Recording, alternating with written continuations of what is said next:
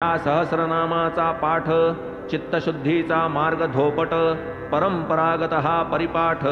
तेणेच ही आटाट बाबांना तो आले रामदास जलद घेऊनी सोनामुखी अगद अण्णा उभेच कळीचे नारद वृत्तांत साध्यंत कळविला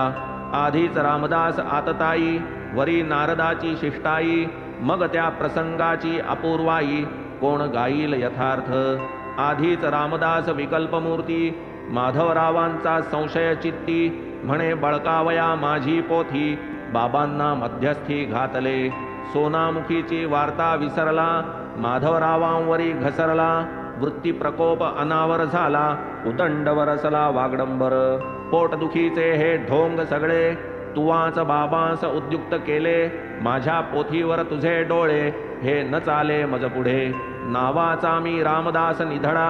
पोथी न देता गुणा धडा पहा हे मस्तक फोडीन तुझ पुढा घालीन सडा रक्ताचा तुझा माझे पोथीवर डोळा स्वयेच रचूनिया कवटाळा घालिसी सकळ बाबांचे गळा नामा निराळा राहून माधवराव बहु समजाविती रामदासा नाही शांती तव माधवराव सौम्य वृत्ती काय वदती ते परिसा मी कपटी हा माझे माथा मारू नको रे प्रवाद वृथा काय तुझ्या त्या पोथीची कथा नाही दुर्मिळता तियेला तुझ्याच पोथीला काय सोने किंवा हिरकणी जडली नेणे